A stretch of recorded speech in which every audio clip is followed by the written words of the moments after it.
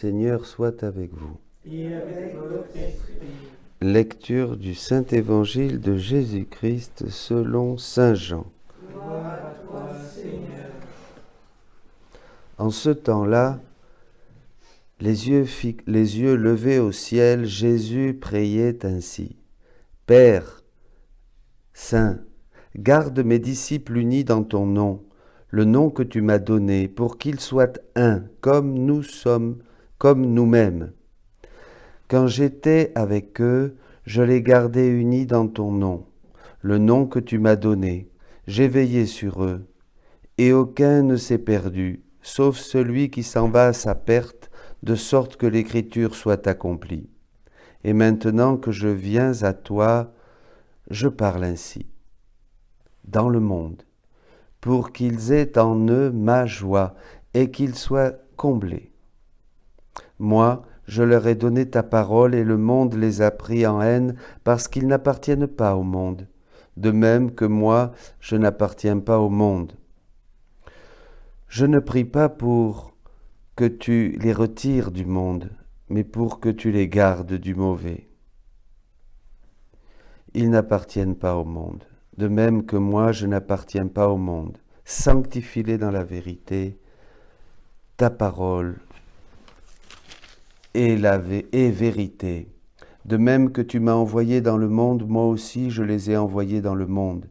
Et pour eux je me sanctifie moi-même, afin qu'ils soient eux aussi sanctifiés dans la vérité. Acclamons la parole de Dieu. Louange à toi, Seigneur Jésus. Bonjour à tous.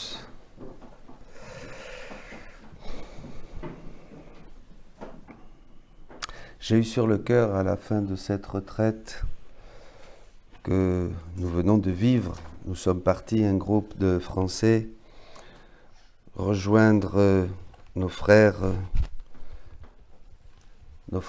espagnols, dont quelques-uns sont ici pour suivre des enseignements sur la divine volonté qu'est venu nous donner notre frère Salvador Tomasini, qui est venu du Mexique. Voilà. Et on a vécu vraiment des choses merveilleuses Oui, je vais prendre quelques points, mais je veux surtout vous donner un message. Un message pour mes frères prêtres. Et à tous.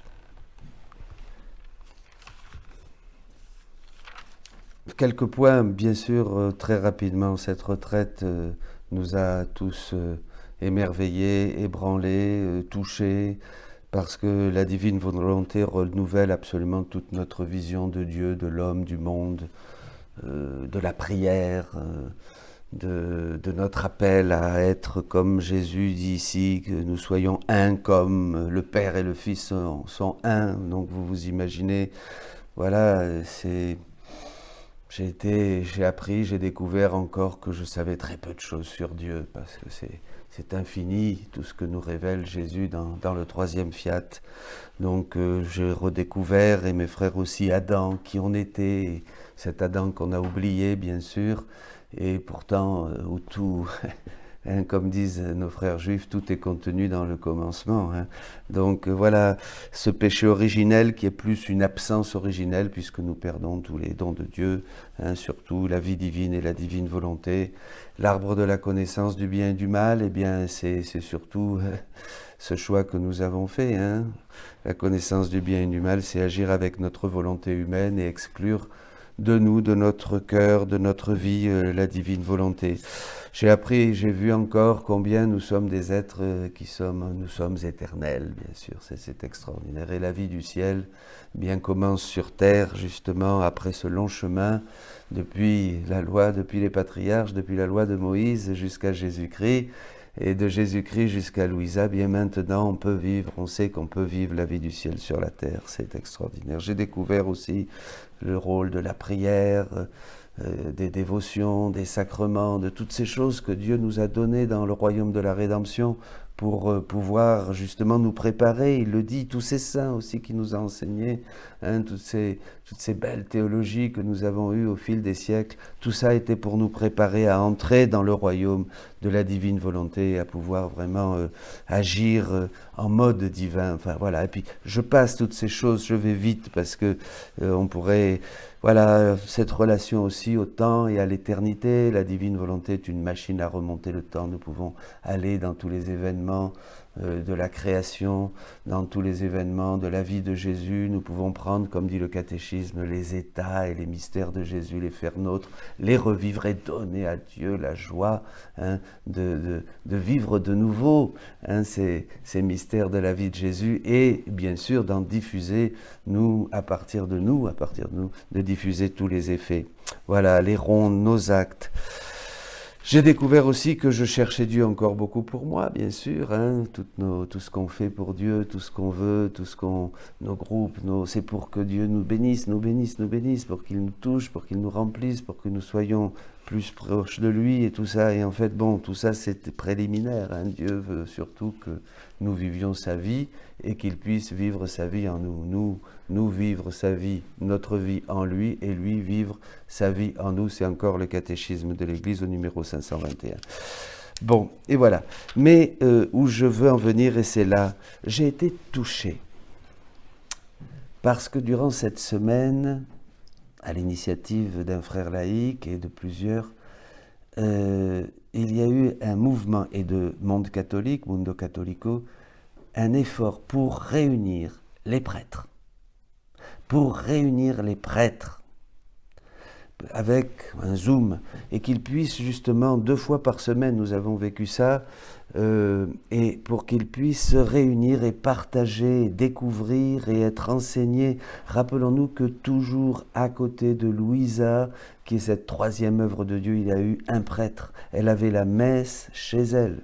Et toujours un prêtre était obligé de venir pour lui faire une petite croix, hein, et la libérer de son état de pétrification. Donc le rôle du prêtre est fondamental, et Jésus lui a dit aussi qu'il voulait, comme saint Hannibal, que ce soit les prêtres qui diffusent cette connaissance, qui la fassent connaître, hein. Bien sûr, c'est pas sans combat. Et on a ce beau texte, veillez vous-même et tout le troupeau, veillez sur vous-même et sur tout le troupeau dont l'Esprit Saint vous a établi responsable pour être les pasteurs de l'Église de Dieu. Nous avons cette responsabilité, nous devons veiller sur nous-mêmes, bien sûr, mais veiller sur ce troupeau que Dieu nous a confié. Et comment veille-t-on sur le troupeau que Dieu nous a confié? En leur donnant Jésus-Christ. En donnant quoi? Eh bien, l'amour de Jésus, les vérités, les connaissances de Jésus, puisque connaître Jésus, nous dira Saint Jean, chapitre 17, c'était l'évangile d'hier, c'est la vie éternelle.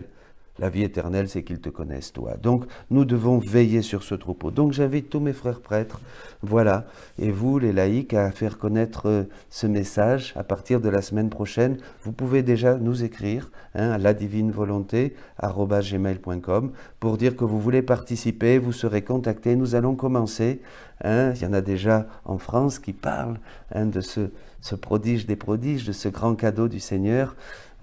Maintenant, à l'aube de ce 3e millénaire, eh bien, voilà, écrivez, hein, à cette adresse mail, elle sera aussi sur le site, et nous allons commencer dans les semaines qui viennent à nous réunir, à partager, à comprendre, à se laisser aussi enseigner par le Seigneur, parce que là où 2 ou 3 sont réunis en son nom, et surtout nous, les prêtres, eh bien, Jésus est là. Enfin, c'est pour tout le monde, pas plus pour les prêtres que pour les autres, mais je crois que le Seigneur, aujourd'hui, a besoin et nous rappelle, nous, ses fils qu'il a choisis, ses fils de Marie, hein, ses fils un peu de prédilection que le Seigneur a choisis et qui nous a tout spécialement donné en ce mois de mai à la Vierge Marie, notre Mère, hein.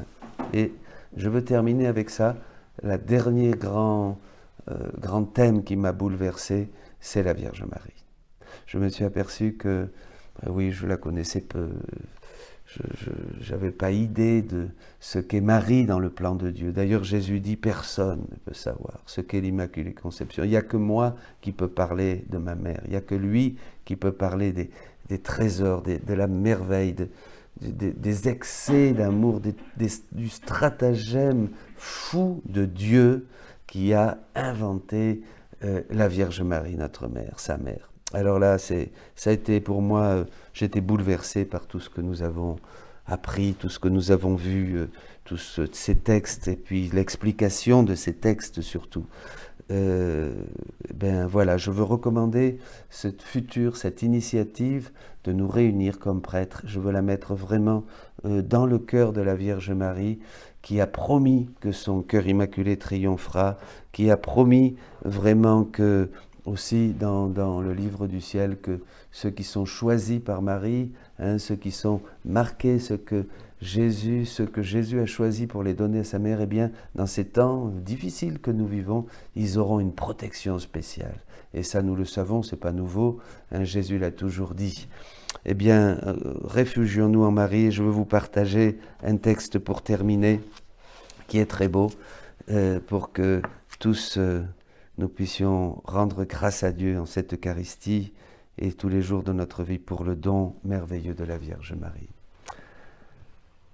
Après quoi j'ai reçu la Sainte Communion, dit Louisa, et mon cher Jésus s'est fait voir en moi, tout petit, et la Mère Céleste étendait son manteau d'azur au-dessus de moi et du divin enfant. Puis je l'ai senti en moi, qui embrassait et caressait son cher fils, qu'elle tenait dans ses bras, pressé contre son cœur. Elle le nourrissait et lui témoignait 1000 stratagèmes d'amour. J'étais émerveillé, et la céleste et souveraine maman me dit avec un amour qui faisait mon admiration. Ma fille, il n'y a pas de quoi être surprise. Je suis inséparable de mon cher Jésus. Là où est le Fils, la mère doit être là, elle aussi. Mon devoir est de l'élever dans les âmes. Marie a le rôle d'élever Jésus dans les âmes, en nous. Il est tout petit.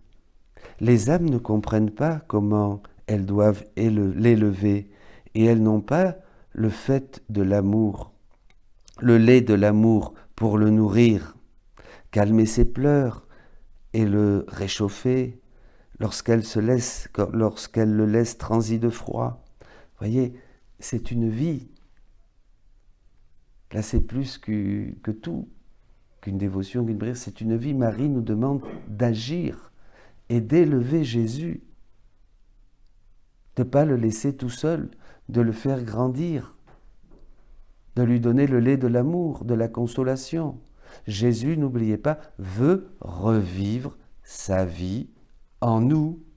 Maintenant, il dit aussi, ça c'est le catéchisme qui dit ça, je suis au ciel, je n'ai plus personne. Donc il cherche des âmes pour pouvoir revivre sa vie en nous. Et Marie va nous aider. C'est ça son rôle. Donc il s'agit d'une vie. Je suis la maman, je connais les besoins de mon divin enfant. Et lui ne voudrait pas rester sans sa mère, jamais sans sa mère. Nous sommes tous les deux inséparables. Et je répète dans les âmes ce que j'ai fait lorsqu'il était petit enfant. Je répète dans les âmes ce que j'ai fait lorsqu'il était petit enfant. C'est ma mission très céleste. Et lorsque je vois mon fils dans les âmes, j'accours et je descends en elles pour veiller à ce qu'il grandisse. Marie fait grandir la vie divine en nous. La volonté de mon fils est une avec la mienne. Et là où il est, je suis, moi aussi, avec lui, pour remplir mon devoir de mère envers lui qui m'aime tant, envers celui qui m'aime tant, et envers la créature que nous aimons aussi tellement, car c'est alors pour moi comme la naissance de jumeaux. Mon Fils Dieu et la créature, comment ne pas les aimer? Deux jumeaux, qu'ils soient un comme nous sommes un.